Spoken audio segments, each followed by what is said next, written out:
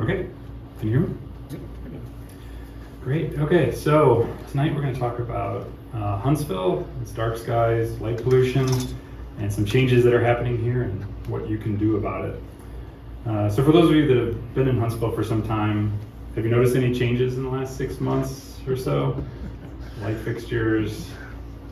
If you have, you've probably noticed that there's new fixtures going in. They're brighter, they're whiter than they were before, and they're also unshielded, which means their apparent brightness is also more pronounced. So light is going out and around and of course up, where we don't really want it to go.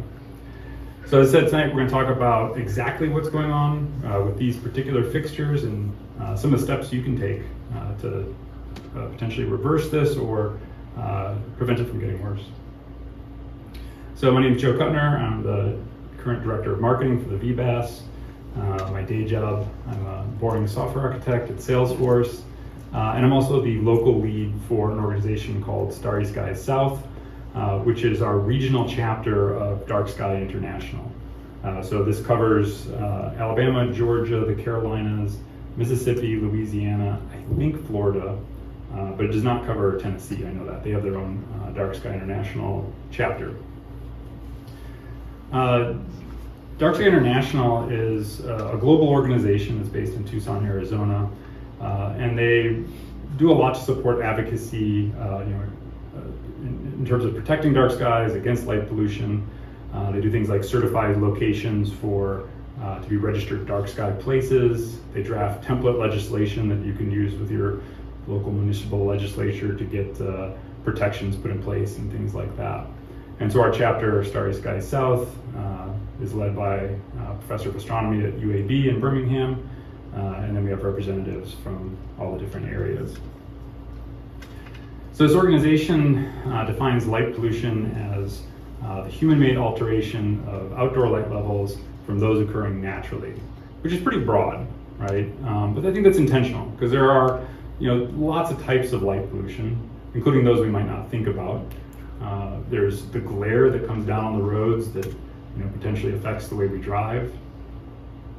There's artificial light that affects wildlife, like sea turtles and other types of animals. And then there's even satellites that now contaminate our views and our ability to make observations. These are all different kinds of light pollution, and there's many others that I could list. For us as astronomers, the one we think about the most is that kind that goes up from light fixtures, creates sky glow. And this is what the sky glow essentially looks like in Huntsville roughly today. This is data from 2023. Just shows general measurements of where there's the most glow, where there's the most light pollution. So you can see some pretty obvious things where the heart of the city is, where some of the major corridors are. Unfortunately, if I go back about 11 years to data from 2012, you can really see some of the differences. So I'll just blink these a little bit. And a couple of things stand out to me. One is that there's some of these rural areas where before it was, really splotchy, and there were some areas that didn't have anything registered, and now those are pretty much filled in. If you go all the way south to Birmingham, it's just a continuous corridor. If you look over to the east of the city, the Gurley Owens Crossroads area, there's a real clear distinction there between that east side and then southeast Huntsville, which gets filled in. And that's because that's Green Mountain right here, that green strip. Actually, I think I can. Yeah, I don't know how to use the pointer. Is that this thing? Oh yeah, there we go. This green strip here. This is really difficult, so small. That is Green Mountain, and you can see as there were new housing developments up there that just completely filled in. The most remarkable one, though, you'll see over here, this very bright area. It is probably the brightest spot on the map. And 11 years ago, it didn't exist. Anybody know what that is?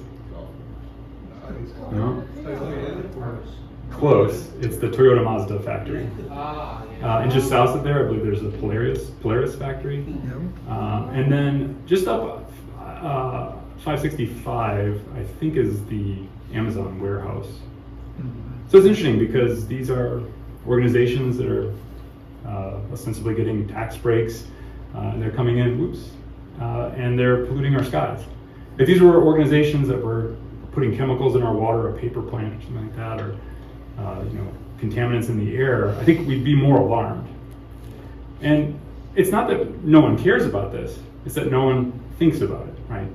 For most people, light pollution isn't something that's on their minds. Oh, actually, I had a much clearer. It's a little bit easier to see, isn't it? Yeah.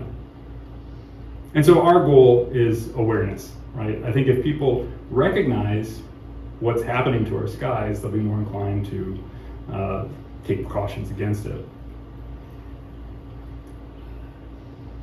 There was an attempt to do this a few years ago, I think 2018, 2019. There was a resolution signed by the mayor that established a set of guidelines by which the city would upgrade its current lighting to new LED fixtures and do so in a responsible way. It even set a goal of reaching a bronze level dark sky rating from Dark Sky International. A really aggressive goal, but noble effort. There was a committee formed that would advise the city council on what kinds of things it should think about. That committee included Jeff Delmas, who's here today, who was the VBAS representative. It included the CEO of the Space and Rocket Center and some other folks from around the city. So this started in about 2019, and I think there were some meetings, some presentations, but ultimately during the pandemic, this just kind of dissolved, and it didn't really accomplish its mission, unfortunately. But the effort to upgrade to LED lighting did continue. So the committee kind of dissolved. There was no formal recommendation, but members of the committee did make recommendations to the city council. And among those were, first, to restrict the color temperature of any new lights to 3,000 Kelvin or less. I'll explain what that means in just a second. The second is to promote downward lighting rather than upward lighting, because upward lighting doesn't provide any value to us. It's the downward light that lights the streets and things we need. Third was to promote the use of timers, dimmers, motion sensors, and really limit outdoor lighting only to where people need it. So it's very common to have a timer or dimmer when there's no motion or no people present. You can actually turn those lights off. And then the last one is to define both minima and maxima for lighting intensity. So all cities have minima requirements. If you're building a new auto zone and you have a parking lot, you have to have a certain number of parking spaces, and then based on the square footage or number of spaces, there has to be a minimum amount of light. Well, now with the basically inexpensive light fixtures and the cheap cost of LEDs, the people doing the construction and building these places are just over lighting them because they'd much rather do that than find out they underlit it and then they have to go back and redo the whole thing. So it's important that we also define maxima to make sure that they have some window that they're working in, otherwise they're just going to do the easiest thing. Unfortunately, the majority of these recommendations weren't followed or taken into consideration, except for the 3,000 Kelvin. So Kelvin is this scale of color temperature, which essentially just means how blue a light is. On the far lower end of the spectrum, you have the soft, cozy orange color, and on the far right, you have the bright blue, I'm in an operating room kind of color. And the farther you go on the blue spectrum, this is where the bad stuff happens. This is where we start to see more effects on wildlife and even plants. So the ideal is to keep this, the color temperature of lights as low as possible. Now, I've heard mixed information. I've heard that the lights that are being installed in Huntsville today are 3,000 Kelvin. I heard that from Raleigh, so I think that's correct. I've also heard that it's 4,000. I suspect maybe it's both, and depending on where you are. But even at 3,000 Kelvin, you'll learn why it's not as good as just 3,000 Kelvin. It's actually a little bit worse. So that was the first recommendation. The second was to promote downward lighting. If you compare different types of light fixtures, the most ideal are, of course, those that are on a timer or dimmer that go off when there's no motions detected. And then the next best are those that direct light down to the ground on the street where we actually use it. Any other light that goes off to the side and up is essentially waste, and that is the light pollution. The worst, of course, being the ones that are totally unshielded, like those in Big Spring Park. I think these were installed several years before the initiative to upgrade to LEDs, which is why you don't see them anywhere else in the city, but they are there shooting light. They're all in John Hunt Park too. Oh, really? Yeah. Yeah, fortunately these didn't get around. The city was very proud of these. When we had the early committee meetings, they went over what was currently in use, and they pointed to this and said, oh, here's an example of what we want to go towards. Well, yeah, it's a reminder, I think, we'll talk about some bad things today. Actually, I forget his name, one of the founders of Dark Sky International, I could talk at the Texas Star Party, and he said something I'll never forget. This is a battle we will lose, we're just trying to lose by less. And this is an example, right? So Jeff, thank you, because I think we could have had these around town. Instead, we have these. The manufacturer of these fixtures, which is the prominent one going in around Huntsville, is Cooper Lighting, and then the model is the Caretaker T5R U0. What's important to note about these, you'll see this ring around it. That's a diffuser. This hides the LED element, so you don't see it directly, and diffuses the light. But it does not shield it, right? So the light is still going out to the sides and up. And that's part of the problem, right? That there's no shielding. So it sprays waste around and actually results in more apparent brightness because that light is sort of saturating the environment.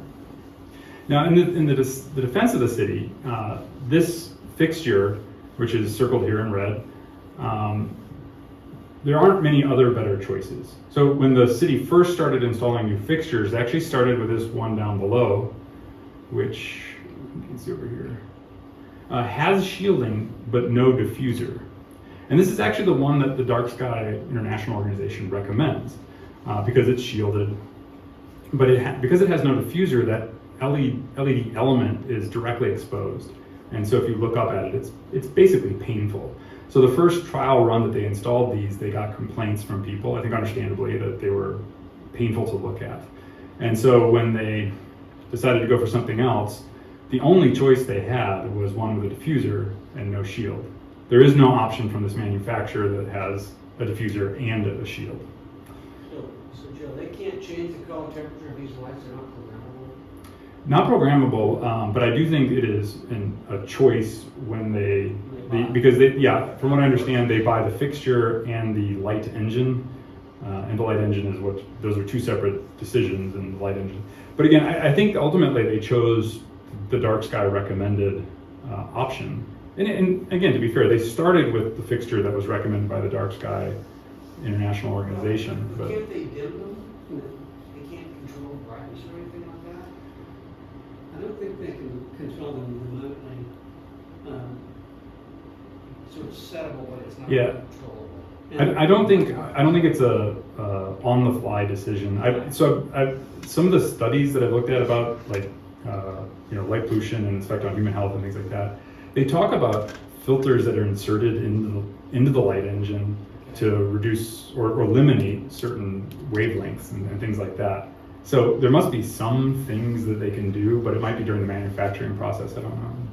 So they've got a filter and stick it in there now. It's more of an amber color or something. Well, we'll talk about. There are some, not that, but there are some things that they can do, and I'll show you. The light in front of my house was super bright, and I complained about it.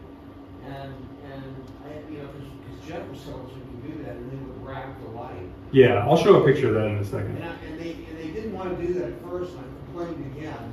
They said they were going to change the light to put in the new lighting. So I complained again, and so then they went through and they wrapped it. And the other thing that I noticed was they changed the color. Maybe they did it at the same time. Yeah, I'm not sure. It went from like a super bright blue light to being a little, more of a neutral color. Well, yeah, we can talk about that in a second, but I wonder if that's, perceived effect of the shielding.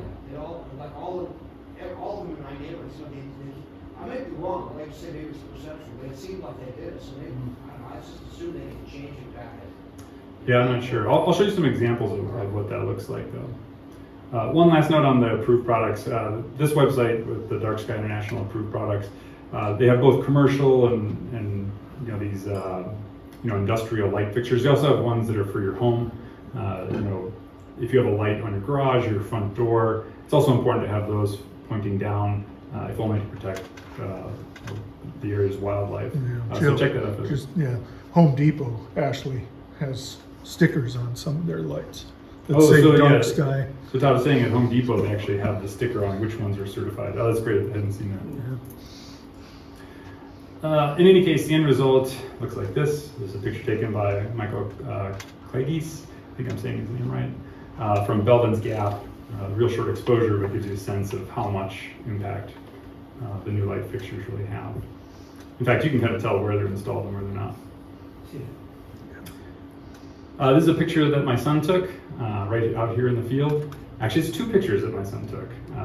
We were out here taking Milky Way pictures or whatever, and he turned the camera around and took the picture on the right first with our light pollution filter in. 5-second exposure or something like that. Popped it out and took another one, and then when we got home, we spliced them together. That was pretty cool. I mean, you can really see how many more stars are visible. So who cares? Like light pollution, all right, for most people, what's the big deal? They don't have a telescope. They're sleeping at night. Well, there are a lot of really interesting effects in this area. There's this interesting convergence of concerns in Huntsville and in Alabama that I think should make us, in particular, care. We have a strong aviation industry, in particular helicopters, and I think there was some concern on the committee, or a presentation that was given by that committee that I referenced earlier, where a helicopter pilot was worried about light pollution and night flights. So it affects our economy. We have a really unique population of gray and Indiana bats, which are one of the mammals that are most impacted by light pollution. Of course, any nocturnal mammal is, but bats in particular. Of course, birds and bird migrations, I'll talk about those in a second. And then our space heritage, both as astronomers and just people who appreciate the night sky, meteor showers, the northern lights. I really enjoyed when the northern lights were here, people in the city telling me, I didn't see it. Did it not happen there? Good light pollution. I was outside of the city and I saw it. So overall, it also affects human health.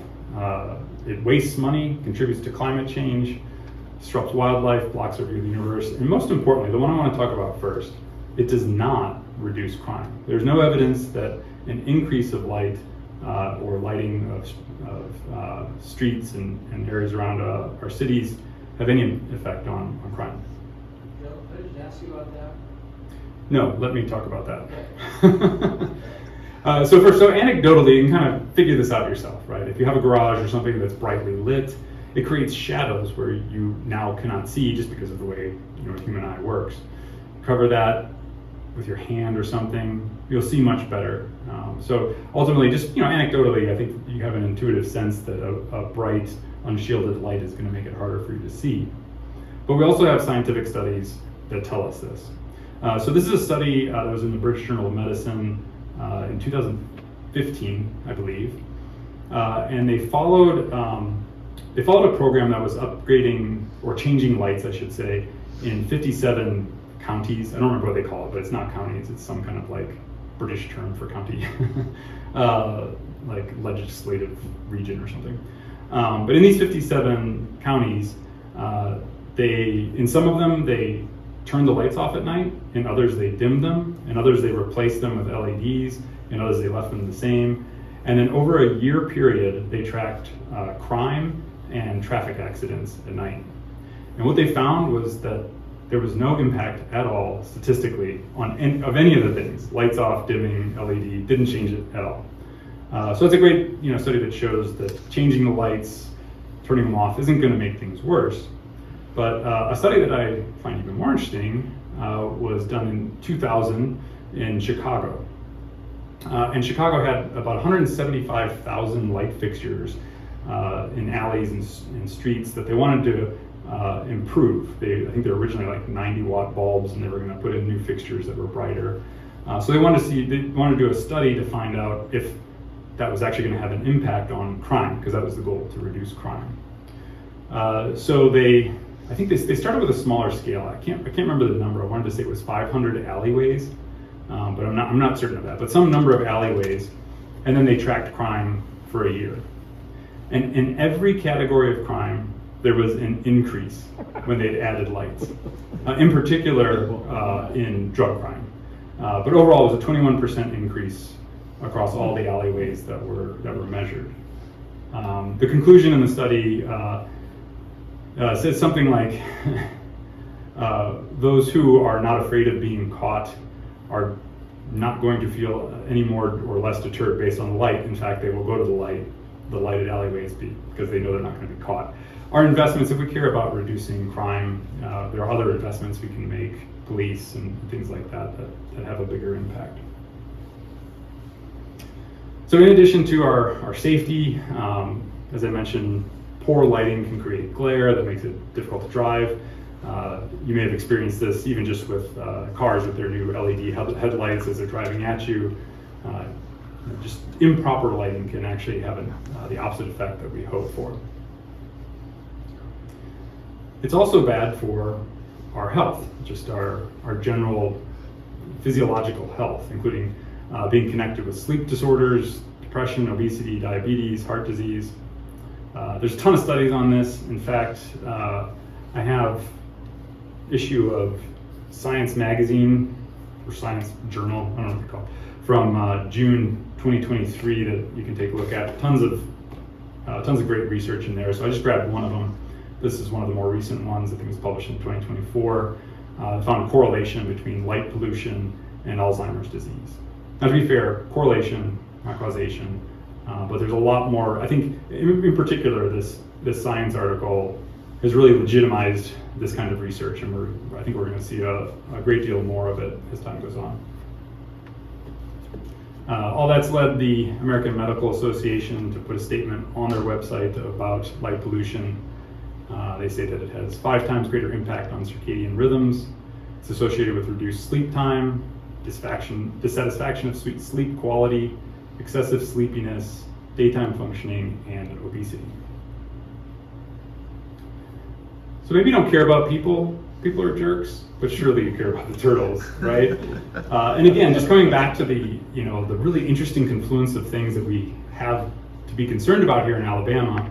We have this great shoreline down in the south with really unique turtle populations. And turtles are one of the most affected species by artificial light. When sea turtles nest on the beach, the eggs hatch, and then they're sort of evolved to follow the starlight into the water, the moon or the stars. So when there's artificial light in the wrong direction, back on the road, behind the beach, or on the houses, they tend to be distracted and they start going towards those. So that's why if you've ever gone down, I'm sure everybody's been down to Pensacola or Gulf Shores or Dauphin Island, you'll notice very orange lights, usually really well shielded. And that's thanks in part to an organization called the Alabama Coastal Foundation, which works really closely with the National Fish and Wildlife Foundation, which sets the standards for those lights. So the Alabama Coastal Foundation is actually certified or licensed, I guess, to go certify new constructions and buildings as to whether they meet these guidelines set by the National Fish and Wildlife Foundation. So it's a great partnership. They're a local organization. People doing the construction can go hire them. They come certify them. Just a really good process. And the results have been really fantastic. So in 2023, there were 143 nests documented on Alabama beaches. That was double the year before, 2022, and the 4th highest on record since 2010. That same year, or in 2022, there were almost 8,000 hatchlings that made it to the water compared to less than 5,000 the year before. But there were still 7 female adult turtles that were disoriented due to artificial lighting, but still really encouraging results. I mentioned earlier that birds are affected by light pollution, and that's because birds do most of their flying and migration at night. So it's when it's most efficient for them to fly, it's when there are the least number of predators out. So most bird migration is happening at night when our lights are on, which makes bird strikes, that is birds colliding with windows and then dying, a real problem. And the Audubon Society has a group, there's even one here in Huntsville. They go for walks every morning and they just count dead birds. And they catalog the species and they get really good numbers. And there have been some really interesting recorded events. I grabbed one here from 2017 where several hundred were caught in the floodlights of a 32-story skyscraper in Texas and were all killed. There's another incident more recently in Chicago. Eric, you were telling me about this, at the McCormick Center. There was a very large group of birds, thousands, that were sort of, because of the weather, kind of trapped in Wisconsin. And then when the weather cleared up, they all at once migrated south across Chicago. And I want to say a couple thousand were killed in bird strikes at the McCormick Center, the big convention center south of the Loop in Chicago. Of course, insects, anything nocturnal, but it's really interesting, who cares about bugs, right? But you might care about things that eat the bugs. So it's really interesting how there's these, knock-on effects, one species to another. So one of the effects this has, insects tend to congregate around the lights, and this becomes sort of a feeding frenzy for bats. Well, what's interesting is normally many species of bat will feed by flying low over ponds and water, and they'll catch bugs that way. At the same time, they're getting their chest wet. It turns out bats don't drink water. They hydrate themselves by getting their chests wet, hanging upside down, and letting the water drip into their mouth. So if they're feeding up here, they're not getting wet, and it's very common for them to suffer from dehydration at the end of the night. But if you don't care about people or animals, you surely care about money, and of course, light pollution is just wasting money. Dark Sky International estimates that 30% of all outdoor light in the US is wasted, being shot up into the sky, and that adds 3.3 billion to the economy and 21 million tons of carbon dioxide per year. So this is what light pollution looks like across the country today. You can really see the eastern seaboard has just become a continuous strip of light pollution. It's kind of remarkable, but there are still places that we have the potential, or we have the opportunity to protect. I was just in Green Bank, West Virginia recently.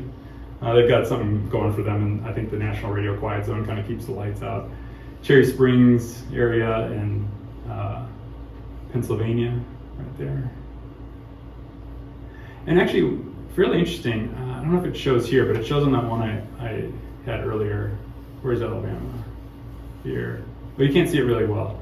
One of the darkest areas around here is Russell Cave National Monument. And we've started a conversation in Starry Skies South about whether we can work with them on becoming a proper dark sky place.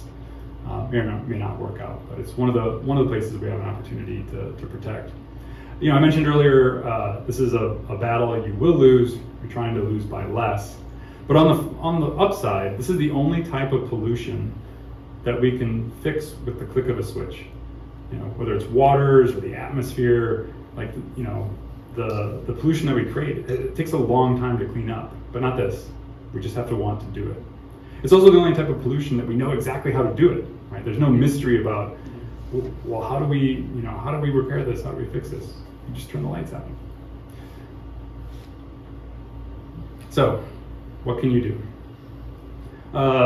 Don had mentioned that he got in touch with the city, and there's actually a formal process for doing this. There's a website called See Click Fix, where you can go in and report all kinds of issues. There's a water leak on the street, so there's a pothole, and the city monitors this. This is an example of a broken street light. Posted a picture, and you can see Huntsville Utilities responded, and they even have resolution tracked here. So if you have a light outside of your house, or one that you know of that is creating light pollution, and what we actually call light trespass, actually, that is illegal, and the city will come and put the shielding up that Don was talking about. And this is actually one that Jeff had fixed. So that's the same light that I'd shown earlier before, and then after the shielding was added. I think they come in and put a little plastic strip or something around. Yeah, they wrapped it with black duct tape. So you're saying that we do have lighting ordinance laws that say you can't do Light trespass is illegal. that? And so how do you handle that? You just go on to C-Click Fix and you say, hey, my neighbor over here, he's doing this? So yeah, this specifically is for the city-owned or operated lights, right? It is also, illegal. I think the city's not going to put up a fuss. It seems like they'll be happy to fix it. If it comes to your neighbor, you can probably call the police on them, but then you've got to still live next door to them. So I think there may be better ways to work with your neighbors. So just some good tips, that I hope I can follow myself. Stay positive, don't argue. I love this one though. Invite them over to look at your telescope. It's like really baity, right? Like position the telescope so that their light is just obnoxious, right? And they may see it. They may realize the impact. They say, oh, if I turn that off, this will actually be better. So I wouldn't consider myself an expert at dealing with my neighbors, but I think these are some great tips. So when you leave today, I'm going to ask you all to do 3 things. First, tell one other person. Again, I can't stress how awareness is really one of the most important pieces of this. People don't think about this as a type of light pollution, and just becoming aware of it will help us do better. Send an email to your local representative, or ideally call them. I have heard that when you email them, you kind of get a form response, so I'm not sure the impact, but I know calling will help, and I'll put up the numbers in a second, or the email addresses in a second. And then create a C-Click Fix issue. I actually haven't had the lights around my house upgraded yet, so I'm just kind of waiting. I'm almost excited for it to happen, so I clicked it off. But yeah, only you can prevent light pollution. So these are some of the email addresses around town. I think you can get these online pretty easily, but hopefully this helps. I think that's it. Yeah. So thank you. I hope this has helped. I hope this gives you some optimism. It can be a very bit of a downer of a topic, but there's definitely hope. So yeah. Thanks.